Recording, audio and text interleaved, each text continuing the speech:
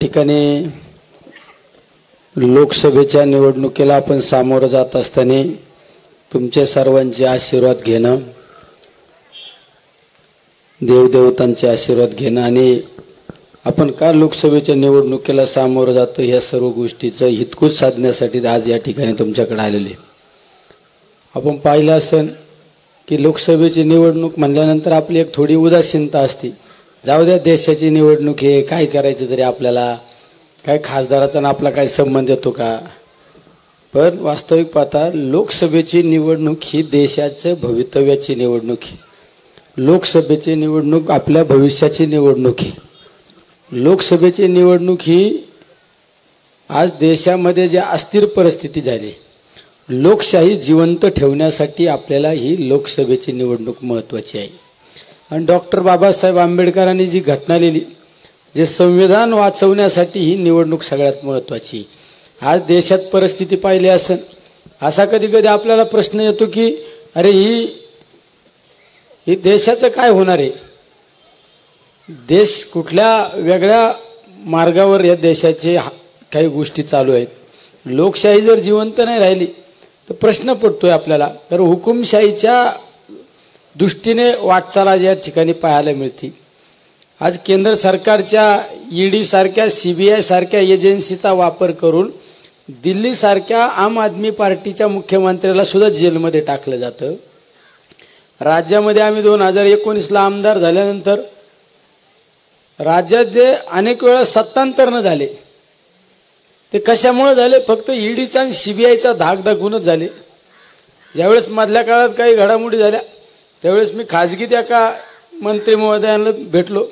म्हणलं, काय साहेब, तुम्ही थांबायला पाहिजे होतं. महाविकास आघाडीबद्दल एवढं चांगलं वातावरण होतं. पुढले 10 वर्ष आपलं महाविकास आघाडीचं सरकार आदरणीय पवार साहेब, दादा थोरात साहेब यांच्या नेतृत्वाखाली हे सगळं सरकार चाललं असतं ना. उद्धव साहेब सगळ्यांच्या नेतृत्वाखाली सरकार चाललं असतं. मला त्या मंत्र्यांनी सांगितलं, ते म्हणले तुला शुगर आहे का? काय सांगितलं त्यांनी, तुला शुगर आहे का? मी म्हणलं मला नाही शुगर. म्हणलं तुला बीपीचा त्रास आहे का? म्हणलं मला नाही बीपीचा. म्हणलं मला बीपी पण आहे, शुगर पण आहे, माझे बायपास झालेले आहे. आज जाऊन बसण्यापेक्षा बरं आहे त्यांच्या तंबूत आपलं गेलं, मंत्रीपद मिळालं आणि सगळंच मिळालं. म्हणजे सांगायचं तात्पर्य फक्त ईडी आणि CBIचा धाक दाखवून या सरकारने अनेक वेळा सत्तांतर करण्याचा प्रयत्न केलेला आहे. आज आपला भारत देश एक काळ कृषीप्रधान देश म्हणून त्या भारत देशाकडे पाहिलं जायचं. आदरणीय पवार साहेब ज्यावेळेस कृषी मंत्री होते त्यावेळेस सरसकट कर्जमाफी केली. आणि जो भारत देश कृषीप्रधान देश म्हणून भारत देशाकडे आपण पाहायचो, त्या भारत देशाची काय परिस्थिती आज? त्या भारत देशामध्ये सगळ्यात जास्त शेतकऱ्यांच्या आत्महत्या, आणि त्याचं सरासरी जर प्रमाण काढलं तर महाराष्ट्रात सगळ्यात शेतकऱ्यांच्या जास्त आत्महत्याचं प्रमाण आहे. आणि सरकार काय म्हणतं, आत्महत्या थांबल्या पाहिजे ना, आत्महत्या थांबल्या पाहिजे. अरे जर शेतीमालाला जर चांगला बाजारभाव दिला तर आत्महत्या थांबतील ना. पण आज कांदा पिकाची काय परिस्थिती आहे, सोयाबीनची काय परिस्थिती, कपाशीची काय परिस्थिती आहे. आणि शेतीला जोडधंदा म्हणून आपण दूध धंद्याकडे पाहतो, त्या दुधाची काय परिस्थिती. बिस्लरी बाटली जर दुकानात घेतली तर आपल्याला 20 रुपयाला मिळते आणि दुधाला 22-23 रुपये दुधाला भाव. अरे माझा शेतकऱ्याला जोडधंदा दूध धंदा असल्यानंतर त्याचं कुटुंब उदरनिर्वाह चालणार आहे ना. जर एखादं पीक आपण शेतात पीक केलं, त्याला 2 महिने 3 महिने 4 महिने गेल्यानंतर त्या दुधाच्या कमीत कमी 10 दिवसाला 15 दिवसाला पगार आल्यामुळं त्याची ते रुटीन बसलेली असती. त्या दुधाची काय परिस्थिती आज. आणि म्हणे शेतकऱ्यांच्या आत्महत्या थांबल्या पाहिजे. आणि आपण ज्यांना 5 वर्षापूर्वी निवडून दिलं ते तर एवढे खोटारडे, खोटं बोल पण रिटून बोल अशी सवय त्या परिवाराला. आणि त्यांना मध्ये काय भेटले अमित शहाला, आणि बाहेर येऊन सांगितलं की कांद्याच्या निर्यात बंदी संदर्भात आम्ही अमित शहा साहेबांना भेटलो आणि कांद्याची निर्यात बंदी उठली. पेपरला छापून आणलं, मीडियासमोर छापून आणलं. नगर मार्केट कमिटीत सत्कार पण घेतला आणि त्या सत्कारात एवढं भावनिक झाली पार्टी. त्यांनी सांगितलं जर ही कांद्याची निर्यात बंदी उठली नसती तर मी मतच मागायला आलो नसतो. काही तास नाही गेलं तर त्या संबंधित विभागाच्या अधिकाऱ्याने सांगितलं ही अशा प्रकारची जी बातमी चालू ही ती चुकीची आहे, अशी निर्यात बंदीच उठली नाही. पडले का तोंडाव. अरे दुधाच्या बाबतीत आज परिस्थिती पहा, काय परिस्थिती भयानक. तुम्ही संसदेत शेतकऱ्यांचे प्रतिनिधी म्हणून ज्यावेळेस संसदेत जाता तुम्ही किती वेळा शेतकऱ्यांचे प्रश्न मांडले. अरे तुम्ही मला आमदार म्हणून ज्यावेळेस विधान भवनामध्ये पाठवलं, मी किती वेळा तुमच्या शेतकऱ्यांच्या बाबतीतचे प्रश्न मांडले, बेरोजगारांच्या बाबतीतचे प्रश्न मांडले. या मतदारसंघामध्ये विकासाचे कामं करण्यासाठी मी त्या ठिकाणी कटिबद्ध राहिलो आणि कामं पण करून दाखवले ना. या परिसरामध्ये कामं करून दाखवले. तुम्ही किती 5 वर्षामध्ये एक सुद्धा शेतकऱ्यांचा प्रश्न मांडला नाही. आज दुधाची एवढी दयनीय अवस्था आहे. स्वतः दुग्ध विकास मंत्री कोण आहे? अहो तुमचे वडील दुग्ध विकास मंत्री आहे.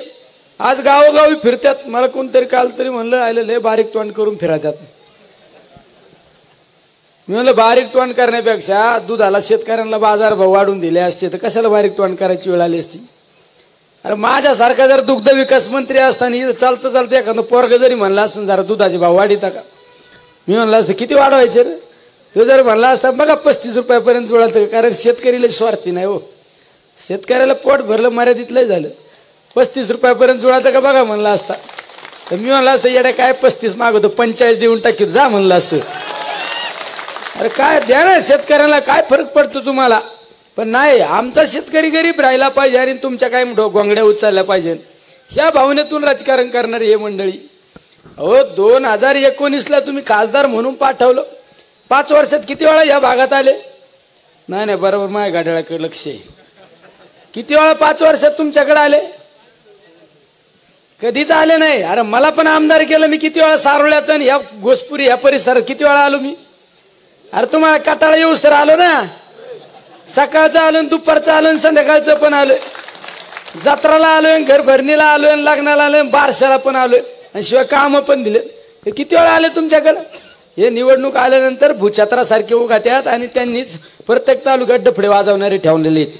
त्यांनीच सांगले साहेब दादा लय मोठे तुझ्या घरी ठेव दादा आणि साहेब. अरे तुझ्या साहेब आणि दादा कधी फोन उचलत नाही, काय करायचं. अरे तुमच्या ह्या सारोळ्या परिसरातून रात्री अपरात्री फोन आल्यानंतर फोन उचलणारा माणूस मी. हा खोटारडे. साखळाच्या बाबतीत काय मागच्या वेळेस सारोळ्यात आपल्या याच्यात काय भाषण केलं वाळकीत. म्हणजे साखळाई जर मंजूर नाही झाली तर मी फॉर्मच भरणार नाही. मग आता काय पडले का तोंडा. आता परत काल तिथं सभा घेतली. अरे साखळाई तर हेच पठ्ठ्या करणार आहे, तुम्ही काळजी नका करू. अरे ज्याच्यात पाणी आहे ना तोच पाणी आणू शकतो, ज्याच्यात पाणी नाही तो पाणी नाही आणू शकत. सगळ्यात महत्वाचं. आणि घोसपुरी MIDC सुद्धा हाच निलेश लंके करू शकतो. तुम्हाला सांगितलं मी खोटं बोलणारा पुढारी नाही. निलेश लंके जे बोलतो ना तेच करतो आणि जे करतो ना तेच बोलतो. हे आपलं ब्रीद वाक्य आहे. तुमच्या गावाला जे जे शब्द दिलते ना ते बऱ्यापैकी पूर्ण केले का नाही? केले का नाही? हा खोटारडा नाही पुढारी मी यांच्यासारखा. यांना तर 50 पियेला पण पिये. तसं मला आहे का कोणी पिये? मीच माझा फोन उचलतो.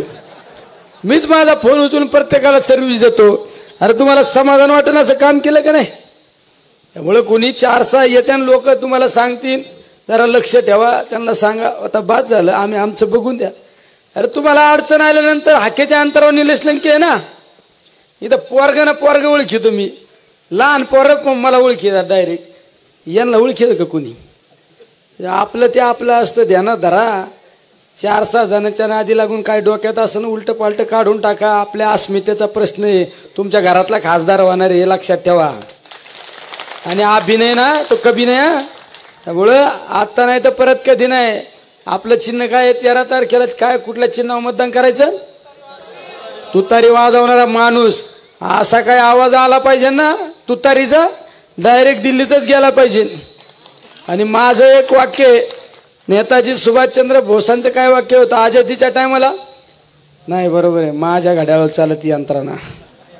त्यांचं काय वाक्य होते? तुम मुझे खून दो मैं तुम्हें आजादी दूंगा. तसं माझं वाक्य तुम मुझे 10 दिन दे दो मैं आपको 5 बरस दूंगा.